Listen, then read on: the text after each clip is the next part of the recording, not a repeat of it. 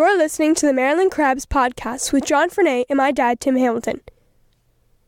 Okay, there, I did it. Give me my phone back. Live from a grungy kitchen table located in Annapolis, Maryland's scenic and historic capital, it's the Maryland Crabs podcast. With each episode, your hosts, Tim Hamilton, John Frenay, and the occasional guest will dive in and pick apart the stuff that really matters most to you. We're too lazy to actually solve any of these problems, but we can definitely stir the pot. From schools, politics, parking in the fire lane, to those horrible people who drive BMWs. And here with this week's episode, live from the kitchen table, Tim Hamilton and John Frenay. It's the Maryland Crabs, and you got a thing on your wrist there. You know, I do. It's hell to get old. I don't know whether it's carpal tunnel or whatever it is. What are you doing with your wrist? Jesus. Huh? Nothing. It's wrong hand. Right. Right. I'm a righty. Yeah, I don't understand. It just came on out of nowhere, and I'm thinking it feels what carpal tunnel should feel like. So went to WebMD, and it's either that or I think some sort of pancreatic cancer or something like that. Someone described WebMD to me like it's like choose your own adventure, and the ending is always cancer.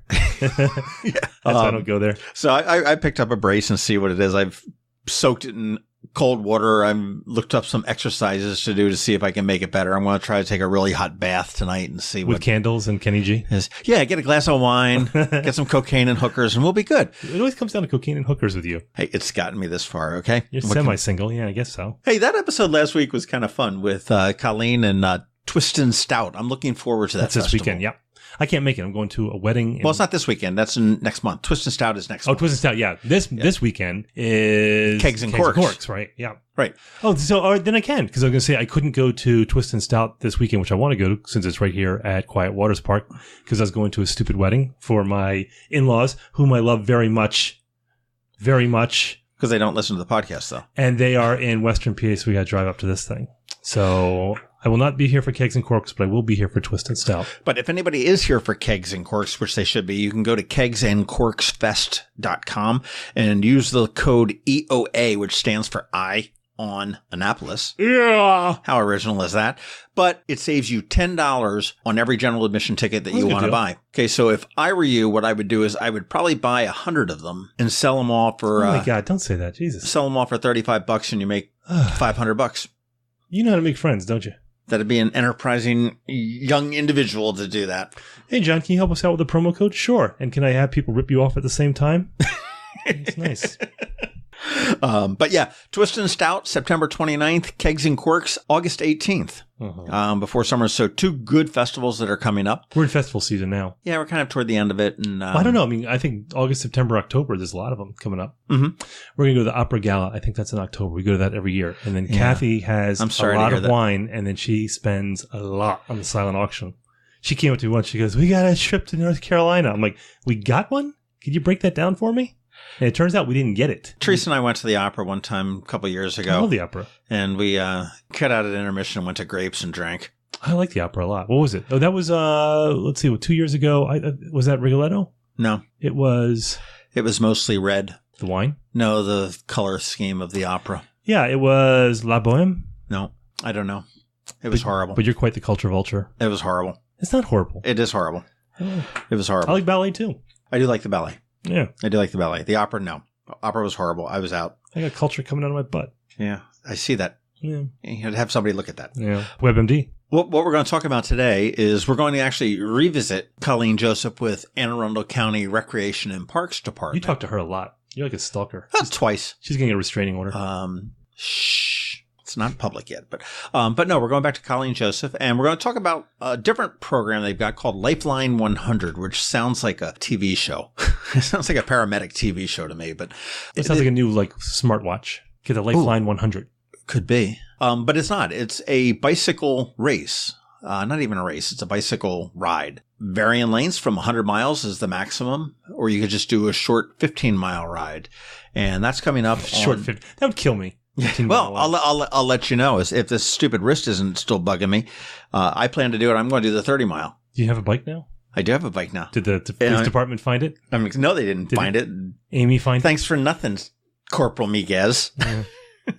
But it's coming up October 7th, and it's really sort of fascinating. It benefits several different groups. There's They're expecting over 1,000 different bikers that will come in on that. And I'm really looking forward to it. Where is it? It starts up at Kinder Park Farm, and that's not the right place. Kinder Park. So. I want to put an extra word in there, but up in Millersville, and it starts and ends there. And there's a party. There's plenty of things to do. Really well organized. It's their 5th year, and it's a lot of fun. So why don't we jump into Colleen Joseph with Anne Arundel County Department of Recreation and Parks. All right. Oh, and hey, make sure you stick around after we talk to Colleen, because we got a whole bunch of stuff that we need to talk about. Here's to the teacher who spends her weekend helping children who need a little extra attention. To the soldier who missed the birth of his baby while serving overseas. To the EMT working full-time and taking night classes. To the police officers and firefighters working long hours away from their families to keep our families safe. Here's to you, our hometown heroes. I'm Alan Hyatt, Chairman and President of Severn Bank, and we know there are many heroes among us. Men and women who serve without expecting anything in return. Which is why we're honored to offer our Hometown Heroes program to educators, law enforcement officers, firefighters, first responders, healthcare workers, and military personnel. Whether you're opening a checking account or buying a new home, we're here to give back to you. Learn more about our Hometown Heroes program at severnbank.com. Severn Bank, here with you.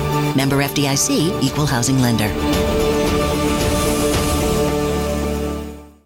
Don't miss the best event of the summer. Come out Saturday, August 18th for the Kegs and Corks Festival at the Anne Arundel County Fairgrounds. Get tickets now at kegsandcorksfest.com to begin the party at noon instead of 1 with early access tickets. Tickets benefit the Special Olympics of Maryland and include a souvenir glass, unlimited wine and beer samples, plus live music all day, including headliner Kristen and the Noise. Enjoy over 80 Maryland wines, 40 craft beers, incredible food, and more. Go now to kegsandcorksfest.com. Well, we are back here down off of Harry Truman Parkway at the Anne Arundel County Department of Recreation and Parks.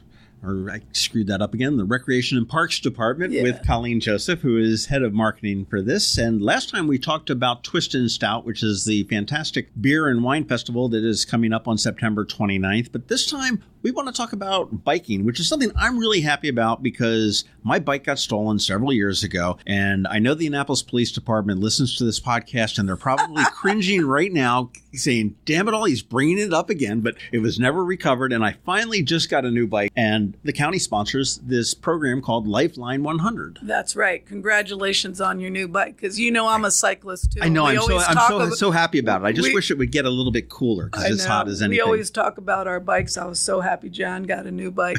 But the Lifeline 100 Century Ride is one of our signature events. And October 7th, it is our 5th year. I cannot believe it, but it'll be the 5th year for this event. So Anne Arundel County Department of Recreation and Parks is one of the hosts, and our partners are Anne Arundel County Police and Bike AAA, or Bike Advocacy for Annapolis and Anne Arundel County.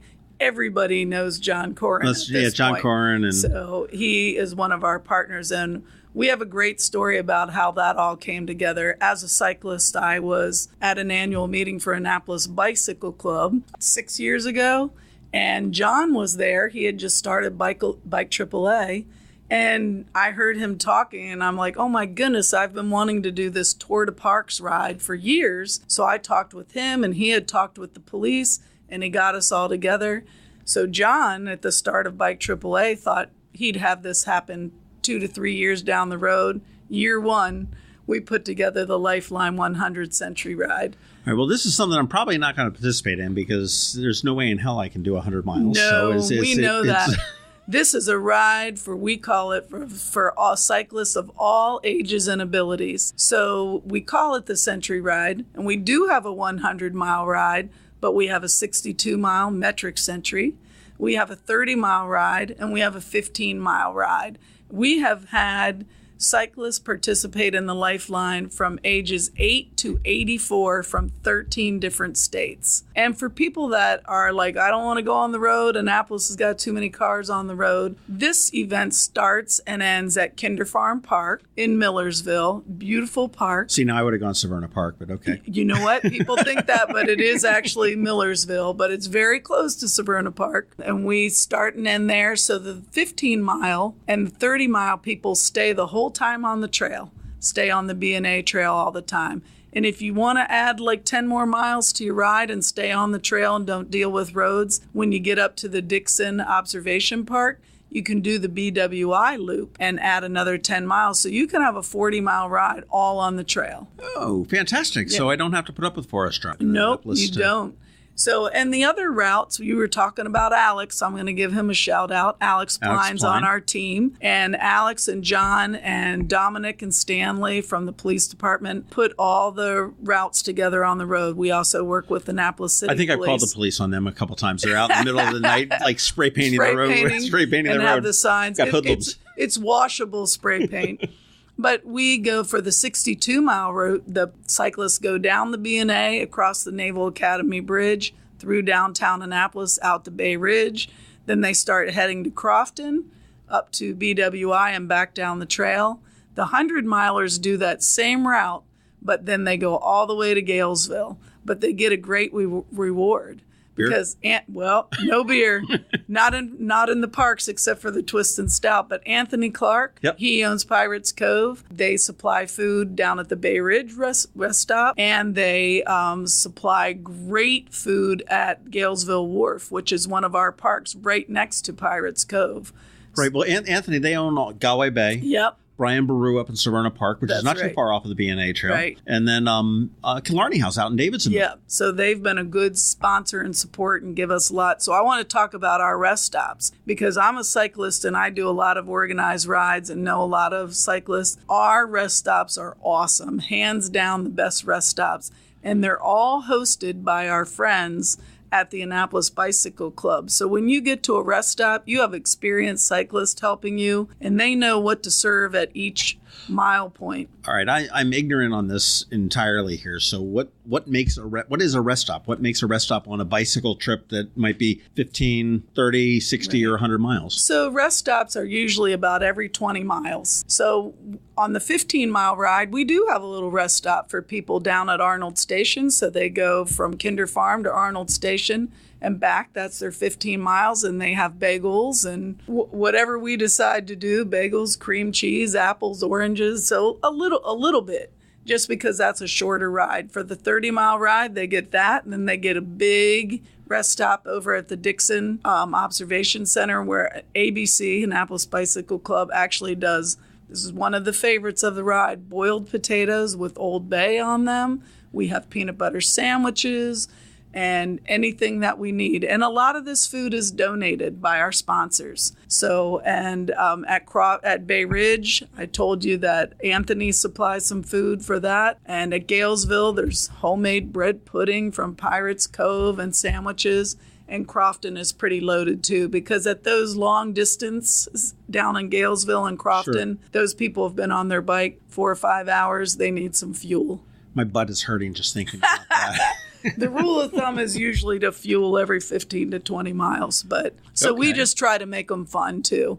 One year we did the Lifeline closer to Halloween and they decorated all the rest stops. But they usually have a theme at their rest stops and just try to make it fun for the people. But I do want to talk about why we do the Lifeline 100.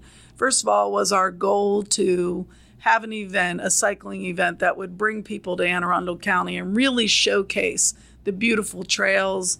We try to have a lot of scenic water views on the ride, which is very different. And Anne Arundel County has more shoreline than any other county in the state, I believe, correct? That's right.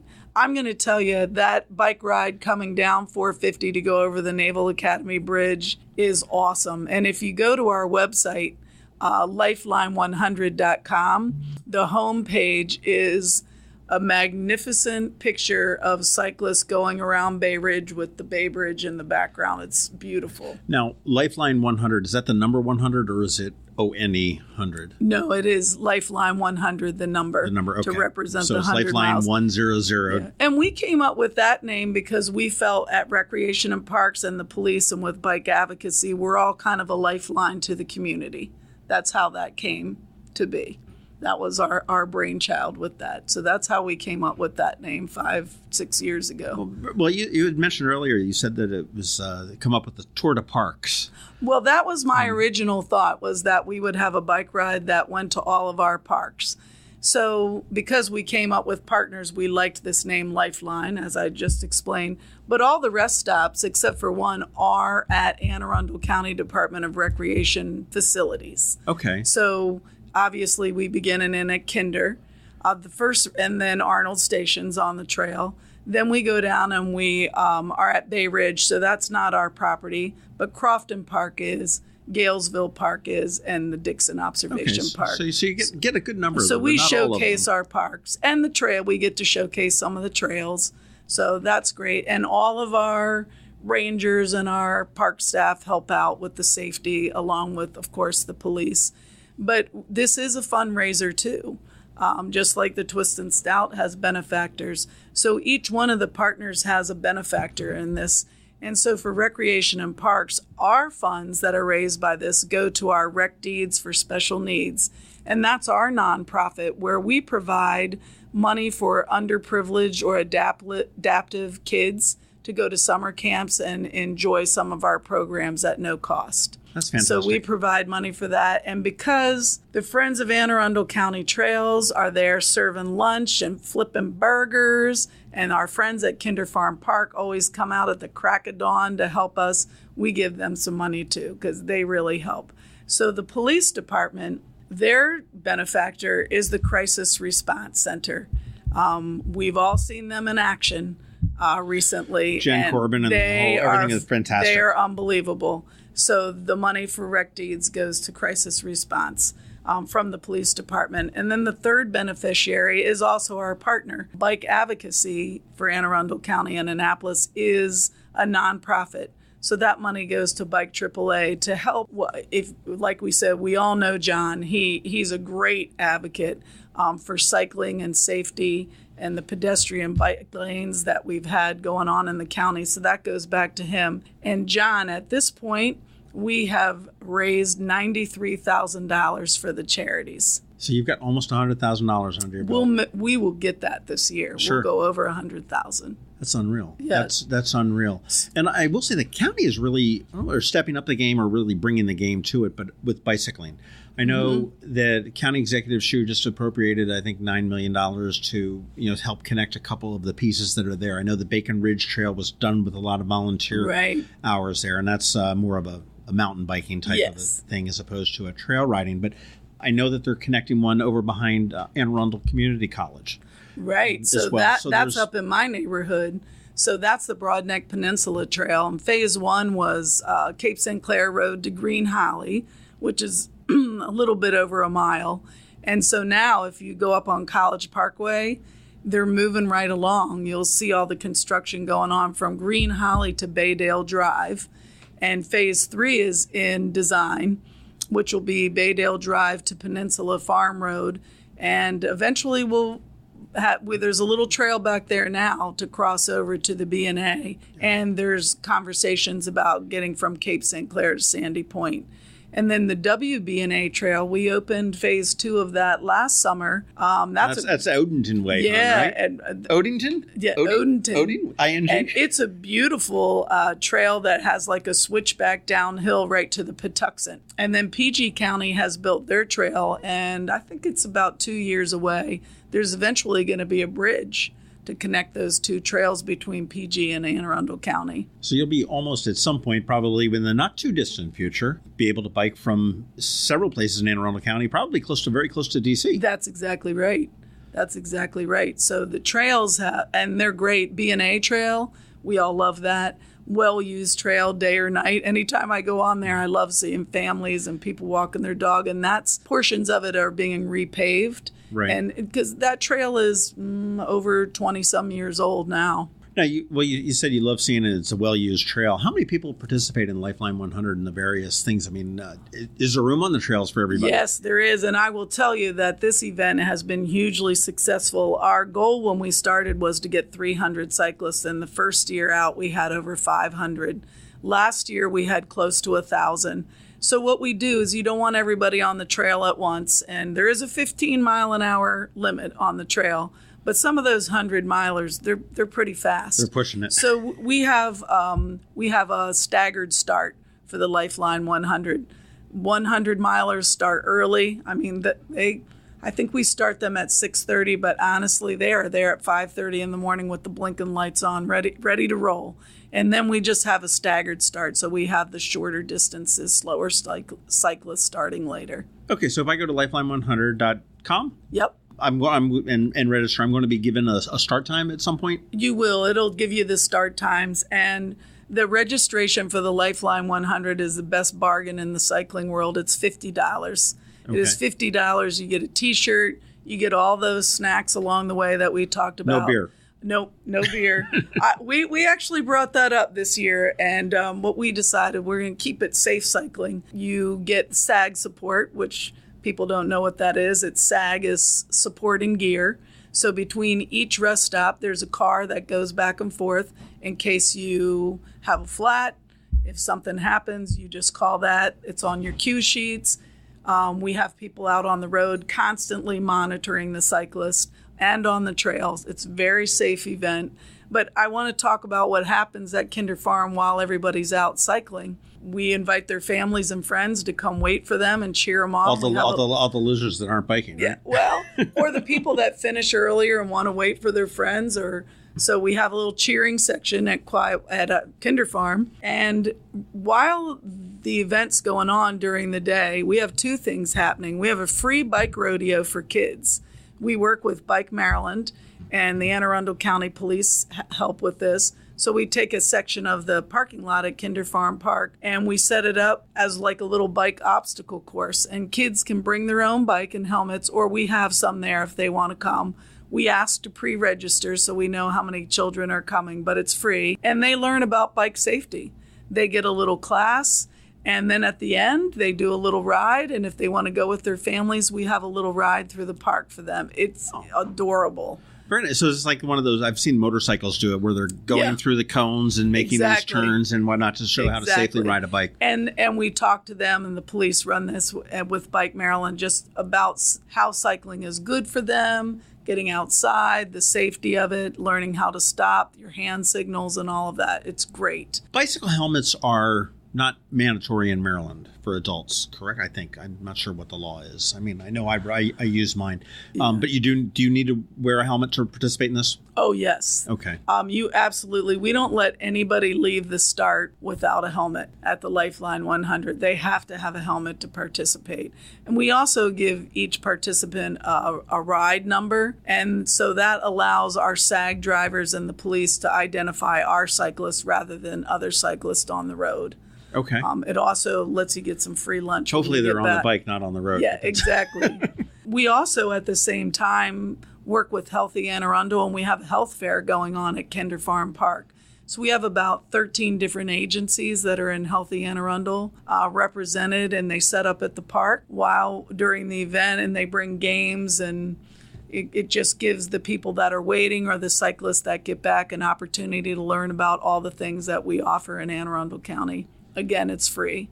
You know, some of the things that as I've done this podcast that amazes me as I'm talking to all these different people is the things that I didn't realize that the county has. Oh, yes. And they'll start out to the state or the city and everything, but just dig a little bit and just see what they have. We've got this Lifeline 100 here. I know when I spoke with the library, I mean, Skip Auld was great. He's saying, well, we ran fishing rods. Huh?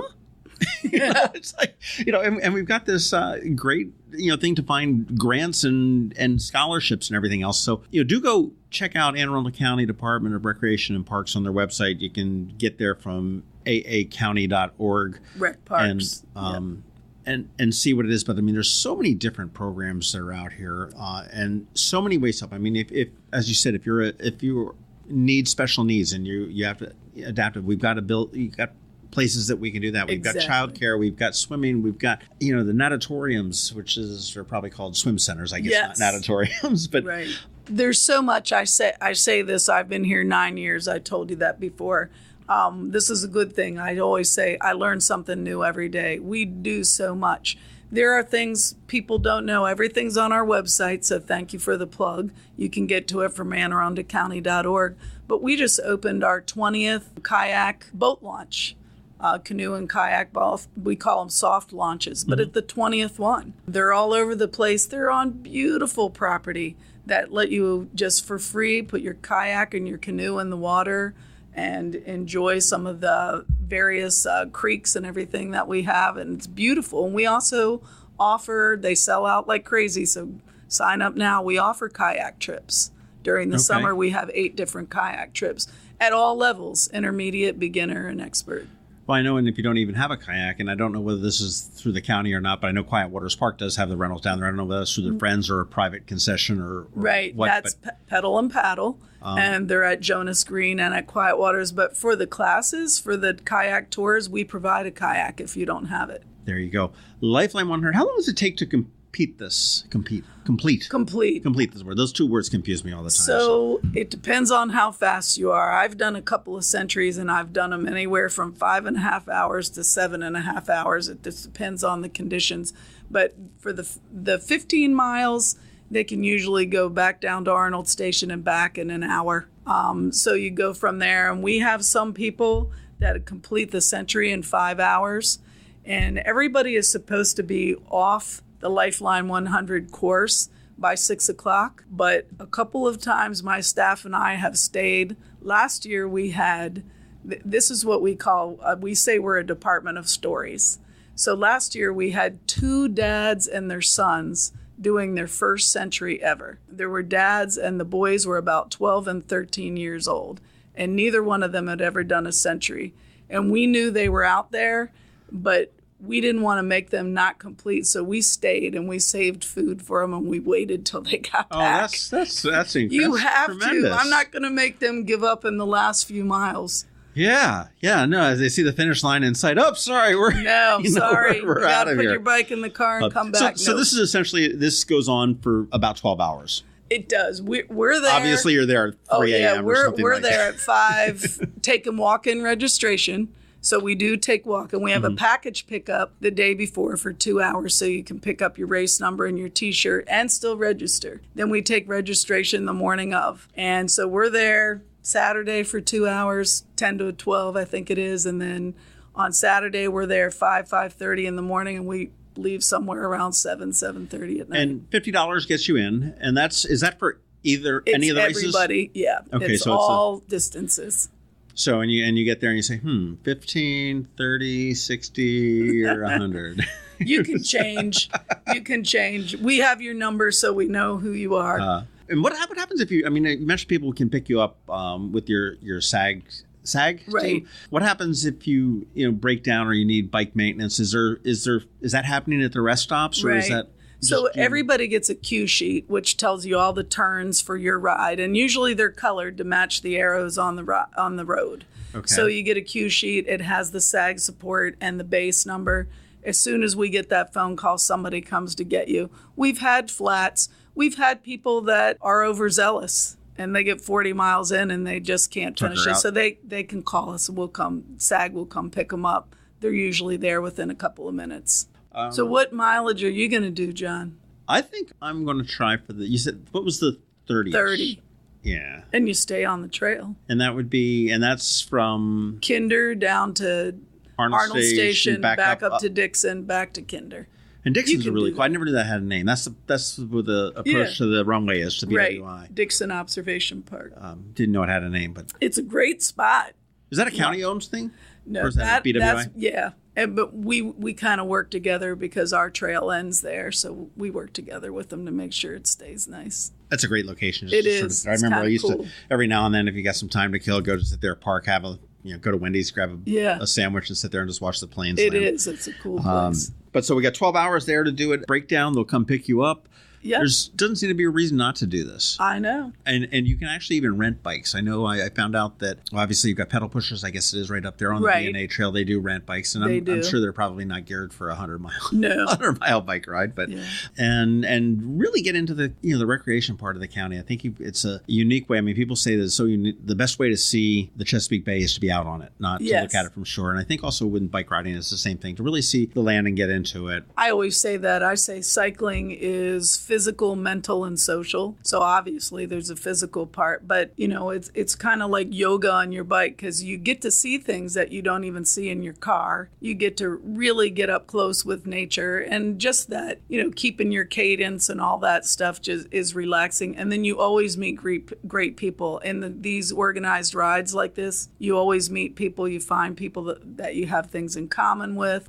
It's a great, you're at rest stops, so you're having a shared experience. Do they have an unsanctioned, unofficial after party, or can't you comment on that? Well, we have worked with the Tap House in the past. Okay. To provide little coupons, and they're also right off the B&A trail as well. They are right across from our Early Heights Ranger Station. And they're also a great community thing. I know they did the bands and Burgers and Bands, which was a suicide awareness and prevention. And they're so nice. They always put a little welcome to the Lifeline cyclist on their reader board out there. Lifeline 100 coming up on October 7th. Yes. 2018 for the 7th year, right? Fifth year. This is the 5th year. Yeah. $50 gets you in, and you can pick whether you go 15 miles, 30, 60, or 100 miles. Right. Health fair is free. Bike rodeo for the kids is free. And I'm assuming that parking up in Kinder Park while you're out on the trail is free. And right. So the cyclist, the Kinder Farm Park has the Garcelon Athletic Complex attached to it. So we put all the cyclists down in the athletic complex, so we can still keep the park open for the public. Very cool. More information, Lifeline 100, and that is the number, .com. You can register right online. Yes. You can walk up and register as well. Yep. Expect to see probably, what do you figure, 12... We'll say at least 1,000 cyclists, but don't let that overwhelm you. 100 miles is a long distance to spread out. That is true. And bicycling is really growing here. There's some wonderful places where you can buy bicycles. You can certainly rent them out at different places. So do you know that our county executive, Steve Shue, has participated in this event for the last 3 years? I know he's an avid bicyclist. Yeah. So I've seen him driving down the road a couple times with a bike strapped to the back of his car. We've had Mayor Gavin Buckley participate. Mr. Shue has participated. Chris Trombauer, our councilman, he's participated several times. He's a big tree hugger biker kind of a guy. But I love that. That's awesome that they come support the event. Well, does electric bikes? I haven't seen anybody with an electric bike. I remember Mike Panelides when he was mayor on Bike to Work Day. He showed up with an electric bike. I said, "Oh, come on, man, that's cheating." Yeah, that's cheating. But but the real beautiful thing to me is, because I'm a novice bicyclist, and in time between my bike got stolen and I got replaced, I find that I'm a little bit shaky on the road and re-getting my bike legs, if you will, is that you don't have to go on the roads. And some of the roads can be scary. Right. I mean, we've had some tragedies in the past all over Maryland, not just here in Arundel County. I know if I go to ride in Quiet Waters Park sometimes, that little stretch of Forest Drive just sort of is, or I guess it's Bay Ridge Avenue at the time, road at the place is like a little bit dicey. So you can get on the trails. We've got a wonderful trail system here in Anne Arundel County. It's awesome. And I want to encourage people that this really is a ride for all ages and abilities. We have some other partners that don't host the event, but over the years we have paired up with Susan G. Komen, Alzheimer's, and for the last 2 years for Rise for Autism. So we let them come in as special partners and enjoy the ride. And they still get to raise funds for their charity, but then they pay us the registration fee. So we basically get the ride organized for them. And it comes back. I always say that you get what you give. So a few years ago, one of the ladies had an autistic child, and she rode the 15-mile ride, and they loved it so much. She and her husband have a business, Prophesis, in Anne Arundel County, and they are now our signature sponsor for the Lifeline for the 2nd year in a row, just because they had a wonderful experience. And now we support Rise for Autism cyclists coming to the event too. That's great. Yeah. Mark that date on your calendar as well as the Twist and Stout, which is September 29th, but the Lifeline 100, October 7th. And yes. It is a Sunday. It was funny, before we got talking, you were saying that we specifically do it to avoid the potential pitfall of a Navy football game being in the middle of it, or a march on or something like that. We always like to announce the date of the Lifeline the following year, but since we don't have the Navy football schedule, we do it on a Sunday. It usually occurs during the boat shows, but everybody's through town before 10 o'clock when the boat shows open. So it's actually kind of a cool ride because you get to go through town and see the boat show. See all the boats. Yeah. There you go. All right, lifeline100.com. We will see you on October 7th. Okay, thanks you Colleen. so much, John. There you go. Lifeline 100. That's the number. Lifeline100.com. October 7th. You know, as long as this wrist is ready, I'm ready for it. I think you're just going to kind of keep that in the background just in case you don't feel like doing it. Oh, my wrist. I think it'll be fun. I can't wait to go. I really want to. Bicyclist. Well, you just don't like them. Bikes? Bicyclists. Oh, no, I don't. No. Yeah. I like Alex Pline. Yeah, but he's the exception for you. Yeah, I guess I just don't. I can never come to terms with the fact that they just seem very obnoxious to me. And Alex's head is exploding right now. He's going to go, not all. I'm like, yeah, but most. Yeah. I believe in sharing the road and all that thing, but they're road bullies. That's what they are. Oh, I'm going to sail through this red light because I can, but treat me like a car. Hey, for those, we left some people hanging last week with our dust up with our marginalization of the Annapolis podcast. With Scott McMullen, I'm done with that guy. I'm done. Actually, no, we're fine with him. Yeah. we put out the podcast. So Scott has a thing, or he had a thing for a long time. Tim and I were going for 3 days going like, has he called you yet? No. Has he called you? No. But, oh, shit. We must... For the first year or so, whenever we put out a podcast, we put it out at noon on Thursday, unless John forgets. And then I'd get a text like around 2 p.m. Just with some little niggling kind of issue. Somebody coughed it. Yeah, I know. So John would go, you hear from Scott yet? I'm like, nah, there he is. And it would be something. But then he kind of stopped that. And I thought, well, he's irritated. So then we put this out and it was about Scott, which is his favorite subject. And all of a sudden we didn't hear anything. So for like 3 days, it went from like we're laughing to like, is he really mad at us? Yeah, he did call and said, no, there was no hard feelings. So we're cool on that. Right, Scott? And speaking of Scott, he's got an episode that's going to challenge my favorite with Ralph Crosby that just came out about. I saw you posted that on Facebook. Yeah, it was. It's Carol Hinson and his time with Cars Beach, which was the big African-American thing down here off of Edgewood Road. Fascinating. Is it really?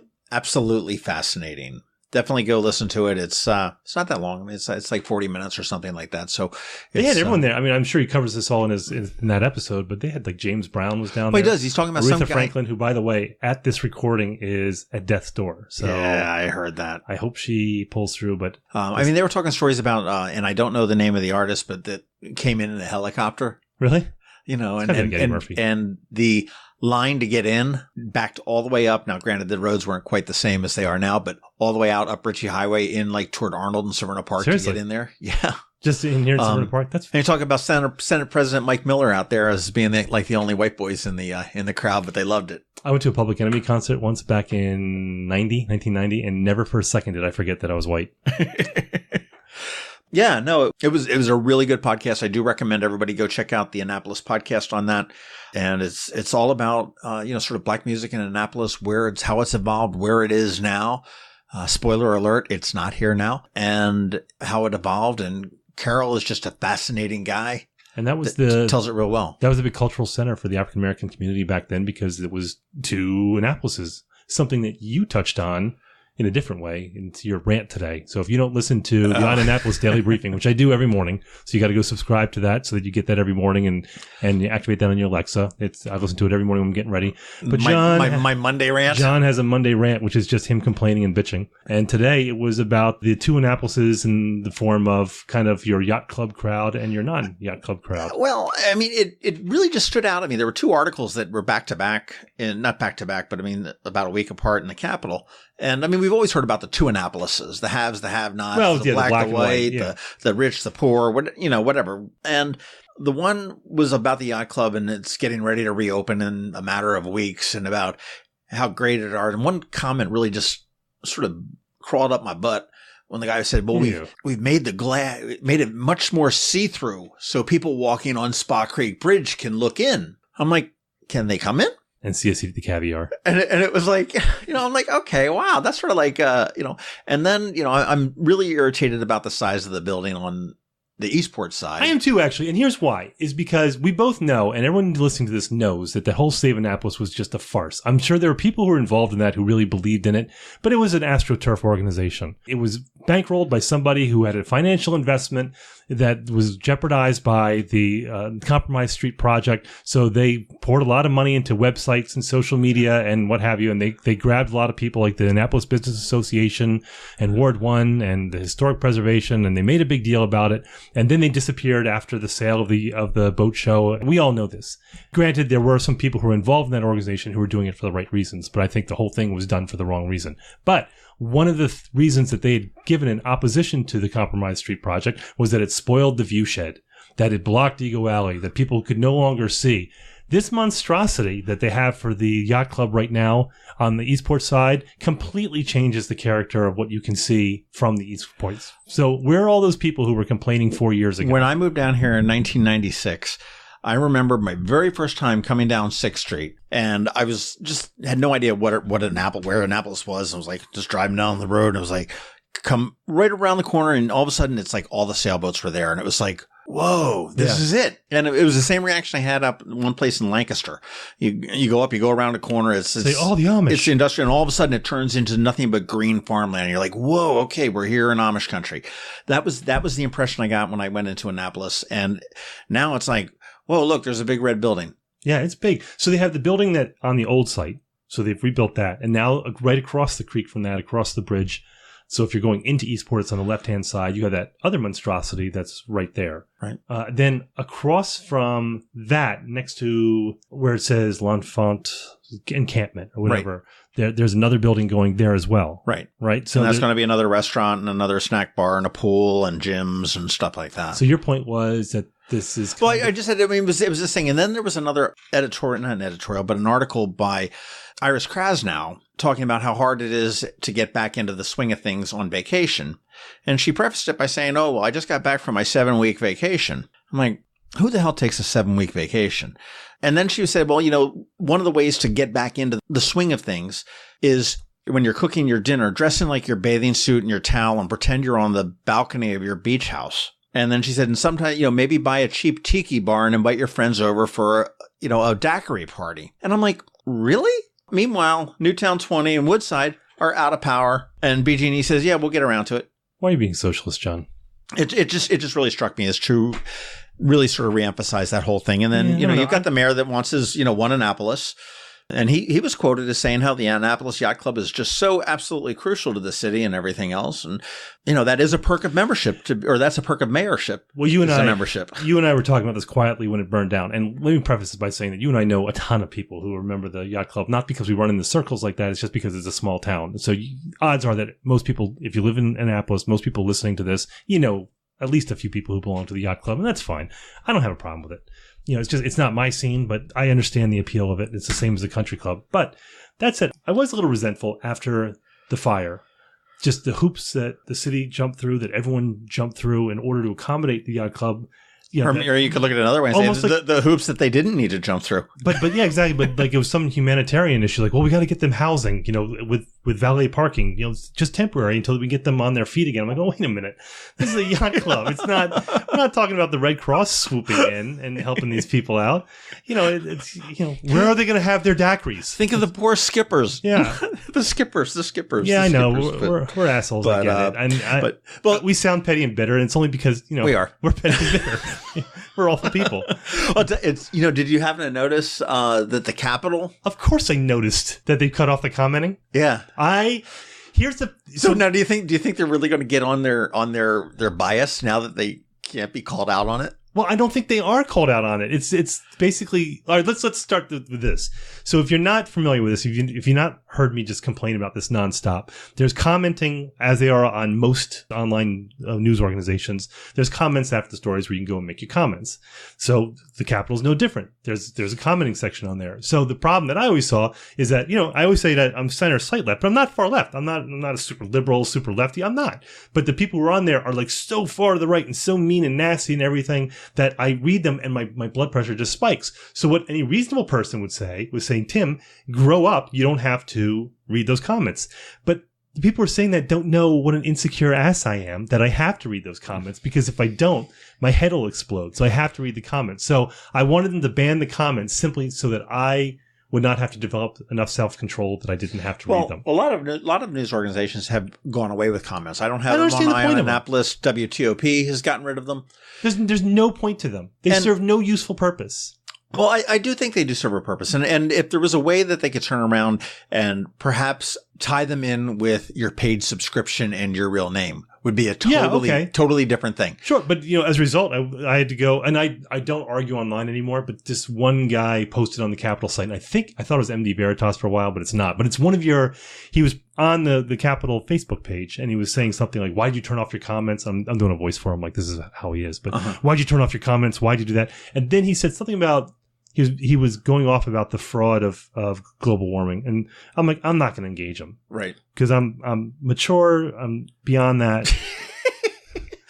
So that's that whole stand-up thing coming back. So I spent like a half hour arguing with this guy. At the end, I'm like, what am I going to do? I'm not going to win this argument because his mind's made up. And even if I do win the argument, I don't get a cookie or anything. So what do I care?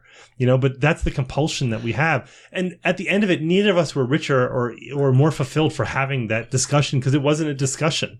That's the danger of social media and all this stuff. Well, I think the comments that were there before they turned them off were very much right-leaning. Yeah, but I'm going to give. I have a lot of friends who are right leaning, and they all call the Capitol out on their bias, and their bias does exist, and everybody has a bias. I'm not going to fault them for that. I don't think so. I think like if you look at their columns, which they're op-ed, and you can say that about any organization, their op-ed columns lean left, and I don't mean the commenters. The commenters that they have, or I'm sorry, the writers that they have for the op-eds, they're very left. What I mean by lean left is that they have, they had Michael Collins, and they have Nick Berry. Yeah, Nick Berry. No, Nick Berry's pretty left. Nick's very left, yeah. But Mike Collins Mike Collins is to the right, and he's a reasonable guy. Well, you got Brian Griffiths, or Red Maryland. Red Maryland. Go subscribe to Red Maryland. So I think would I say that the op-ed section leans left? Yeah, I do. But their day-to-day reporting, they were seeing bias in everything. And there wasn't bias in it. No, you can certainly read it into everything, but I do think that I think they try to be very centrist. I do. I think that they do an okay job of it, but I think their left-leaning bias does tend to show every now and then. I disagree. And I'm not saying that there's anything wrong with that. Everybody's got their own bias. I'm trying to think right now. I mean, you've seen that chart where it says like, okay, pick your news source, and are they way out in this and this and this? I mean, the Capitol sits there right in the center of that chart, but it's just a little bit over to the left a little bit, and it's. I mean, nobody is dead center. I don't think anybody can be dead center. Axios is who? Axios. Don't read them. AXIOS.com. They're amazing. They infuriate the liberals, and they infuriate the right too, just as much. So they got to be doing something right. Right. So, well, no commenting on the Capitol. But you got to figure those regular commenters, their heads are about exploding right now. I know. I get a lot of pleasure out of that. Yeah, the Capitol should come out with a really far left-leaning opinion or something, and just listen for the explosions. You're right. Well, I'll tell you, that's about it that we've got for this week. What's on the tap for next week, Tim? I know, we got a lot of stuff. So scheduled for next week, it's a friend of the podcast. He's a friend of the Crabs that we're scheduled to sit down with him on Wednesday. So I'm not going to say in case it doesn't happen. But if you're into music, you're not going to like music from 60s, 70s, 80s, just music in general. We got someone who knows all those people. I've seen a picture of him with Stevie Ray Vaughan in Double Trouble on swing sets in his backyard. Ooh. Yeah. So, and then you and I were going over this before. We have a lot lined up for the next few weeks. So we do. We've just got to. It's all got to gel. Yeah, we got a lot of people who are lined up. We just got to figure all this out. But anyhow, so if you want to, and we heard from Satchel, our friend Satchel. He wants to come in. He's a regular listener out of Montgomery County. He's a great guy, and he wants to come talk to us. And Satchel, we're horrible at email, but we're going to get back to you. We're going to have you come out. He wants to come out for beers, burgers, and a podcast, and we're going to have him do that. We'll do it down at the Market House. Yep.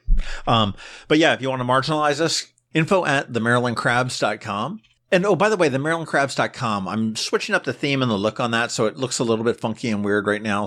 But it'll be really cool once it's done. Don't pressure me. It'll get done when I get a chance to get it done. Now with that wrist. Twitter, MD Crabs Podcast. Facebook, the Maryland Crabs Podcast.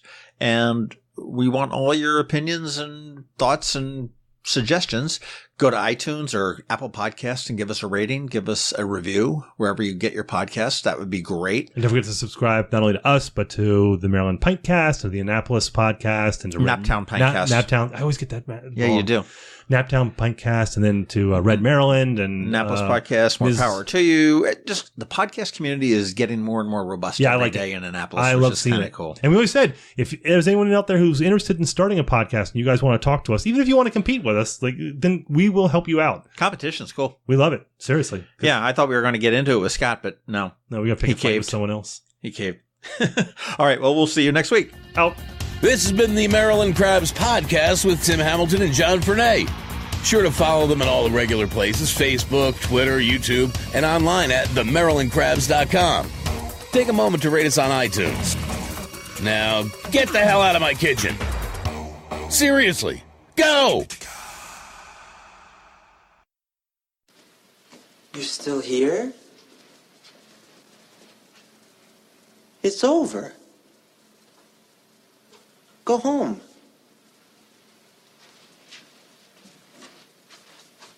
Go.